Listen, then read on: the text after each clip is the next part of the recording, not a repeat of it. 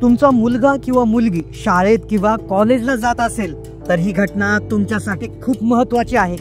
आपली मुलं किंवा मुली शाळेत किंवा कॉलेजला जातात तेव्हा ती नजरेआड काय करतात, शाळा कॉलेजच्या नावाखाली जेव्हा मुलं मुली घराबाहेर पडतात त्यांच्या आयुष्यात पडद्यामागे नेमकं काय सुरू असतं यावरच एक प्रकाश टाकणारी धक्कादायक घटना उघड झाली।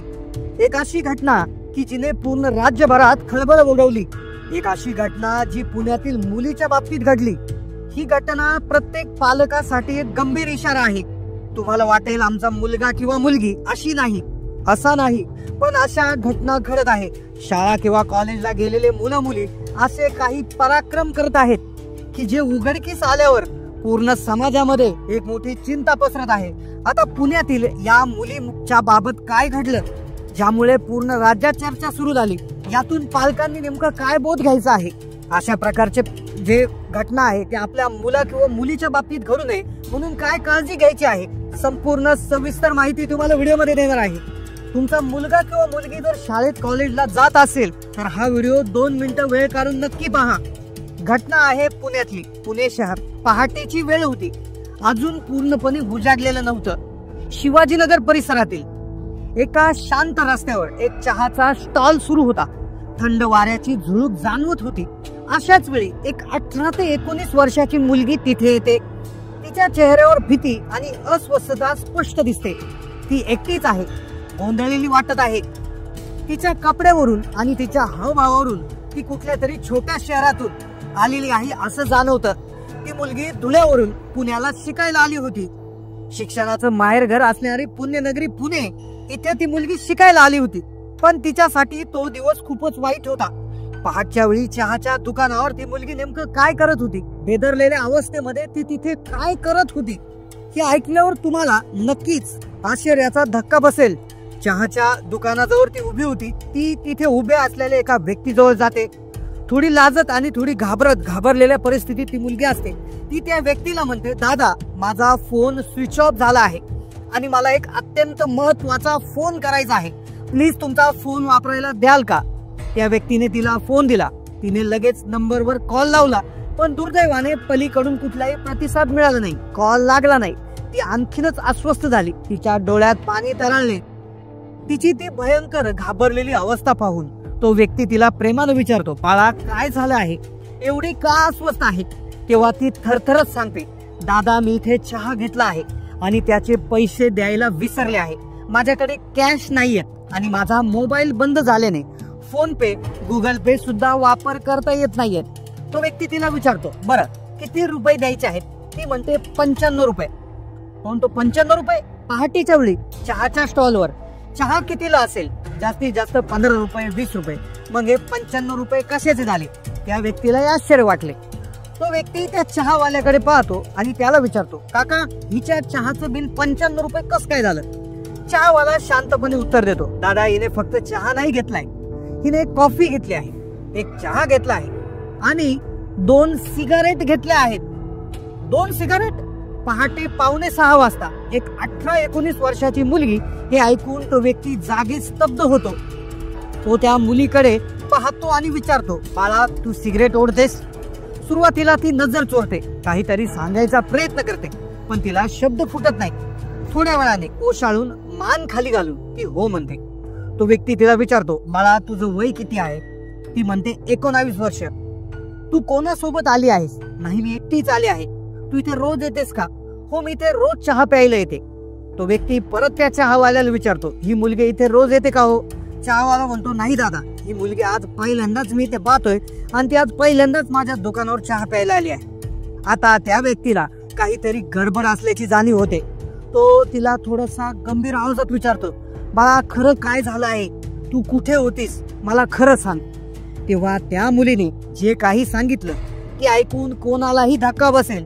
पूर्ण राज्यभरात खळबळ उडाली। त्या मुलीने सांगितल्यानंतर पालकांमध्ये चिंतेचं वातावरण निर्माण झालंय। पहा त्या मुलीने सांगितलं की आदल्या रात्री ती एका मुलासोबत त्याच्या फ्लॅटवर राहायला गेली होती। एक मुलगी जिला शिकायला पुण्यात पाठवलंय ती परस्पर एका मुलासोबत त्याच्या फ्लॅटवर राहायला गेली होती। रात्रभर तिथे राहिल्यानंतर दुसऱ्या दिवशी पहाटेच त्यांच्यात काहीतरी जोरदार भांडण झालं. भांडण इतकं विकोपाला गेलं की त्या मुलाने त्या मुलीला पहाटेच्या वेळीच त्याच अवस्थेत फ्लॅट बनून बाहेर काढून दिलं.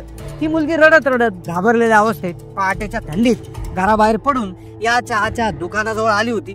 तिथे आल्यानंतर तिला सिगारेटचं व्यसन होतं हे तिने नंतर कबूल केलं. तिला सिगरेट प्यायची तीव्र इच्छा झाली. तिला माहित होतं की तिच्याकडे कॅश पैसे नाहीयेत, पण तिच्या मोबाईल मध्ये फोन पे गुगल पे होतं, म्हणून तिने 2 सिगारेटी घेतल्या. पण दुर्दैवाने नेमका त्याच वेळी तिचा मोबाईल पूर्णपणे डिस्चार्ज होऊन बंद पडला. आता बिल कसं द्यायचं, कारण की बिल दिल्याशिवाय चहावाला तिला जाऊ देणार नव्हता. या विवंचनेत आणि पूर्णपणे हतबल अवस्थेत ती मदतीसाठी त्या व्यक्तीजवळ आली होती. त्या व्यक्तीने सर्वप्रथम तिचे 95 रुपये बिल दिले. तिला जवळ घेऊन तिच्या डोक्यावरून हात फिरून खूप गोष्टी समजून सांगितला. त्याने तिची अधिक माहिती घेतली तेव्हा जे वास्तव समोर आलं ते आणखीनच भयानक होतं, विदारक होतं. या मुलीला 10वीत 93% मार्क मिळाले होते. तिचे वडील गव्हर्नमेंट मध्ये शिक्षक आहेत, आई गृहिणी आहे. वडिलांनी आपल्या मुलीला चांगलं शिक्षण मिळावं, ती उच्च शिक्षित होऊन मोठ्या पदावर जावी या स्वप्नांनी तिला पुण्यात शिक्षणासाठी पाठवलं होतं. चांगल्या घरातून आलेली 90 ते 95% मार्क्स मिळवणारी एक हुशार, आणि हुशारच नव्हे तर एक संस्कारक्षम कुटुंबातली मुलगी आज फक्त आणि फक्त आई वडिलांचं कुठेतरी झालेलं दुर्लक्ष, तिच्या वयातील निष्काळजीपणा आणि संगत असणाऱ्या चुकीच्या लोकांमुळे, वाईट संगतीमुळे एका वाईट मार्गावर भरडली जात होती. अक्षरशः वाया जाण्याच्या टोकावर उभी होती. त्या मुलाच्या फ्लॅटवर जाऊन तिने रात्रभर काय केलं असेल हे तुम्हाला वेगळं सांगायची गरज नाही. ही घटना ऐकून तुम्ही विचार करत असाल की असं कसं होऊ शकतं, आमची मुलं तर अशी नाहीत. पालकांनो, इथंच धोका आहे.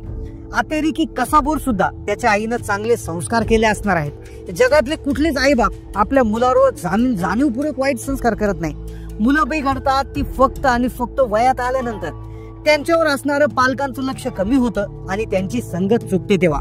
खास करून 14 ते 22 वर्षाचं वय हे मुलांसाठी आणि मुलींसाठी अत्यंत संवेदनशील असतं.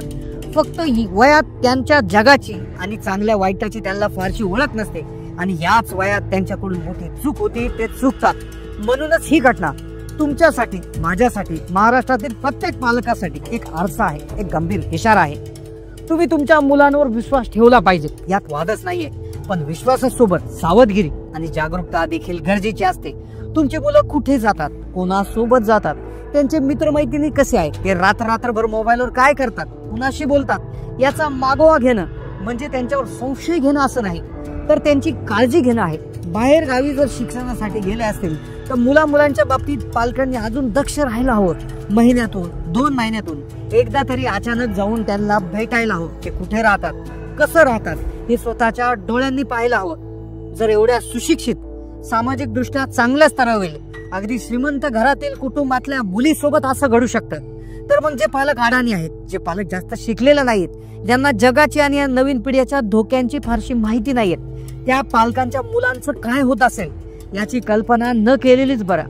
हा प्रश्न केवळ काही निवडक कुटुंबाचा नाही, तर हा प्रश्न संपूर्ण समाजाचा आहे. आपल्या पाल्याचं भविष्य घडवणं आपल्या हातात आहे. पालकांनो, माझी तुम्हाला हात जोडून विनंती आहे, आपल्या मुलांच्या बाबतीत जे काही निर्णय घेता ते तुम्ही योग्यच घेत असाल, पण त्यासोबत त्यांच्या वाढत्या वयात त्यांच्याकडे, त्यांच्या संगतीकडे, त्यांच्या मित्रमैत्रिणींकडे ते काय करतात याकडे डोळ्यात तेल घालून लक्ष ठेवा. आणि पालकांनो, तुम्हाला विश्वास बसणार नाही. तुम्ही जर ही काळजी व्यवस्थितपणे घेतली तर तुमच्या मुलांचं पुढे होणारं नुकसान टळेल आणि तुमच्या घराचं, तुमच्या कुटुंबाचं होणारं नुकसानही टळेल आणि एका क्षणाची चूक आयुष्यभराची पश्चाताप त्या ठिकाणी बनणार नाही. पण हीच धक्कादायक घटना जी पुण्यातील शिवाजीनगर परिसरात एका पहाटे घडली, एका मुलीच्या बाबतीत घडली, जी एका व्यक्तीला त्या मुलीने तिची सगळी घटना सांगितली, तर याचा जो एक व्हिडिओ आहे तो युट्यूबवर आहे. तो युट्यूबवर हा व्हिडिओ खूप व्हायरल झालेला आहे. तो जवळपास 10 ते 15 लाख लोकांनी हा व्हिडिओ पाहिलेला आहे. पण याचाच अर्थ असा आहे की या गोष्टी खरं तर घडत आहेत. आपण त्याकडे डोळेझाक करणं आपल्या पालकाच्या भवितव्यासाठी अत्यंत धक्कादायक आहे. तर ही एक कथा नाहीये, ही एक घटना नाहीये, तर त्यामुळे तुम्ही हे वास्तव्य आहे, तुम्ही जागे व्हा, लक्ष द्या. आपल्या मुलांच्या आयुष्याचा प्रश्न आहे. हा व्हिडिओ जास्तीत जास्त पालकांपर्यंत पोहोचवा.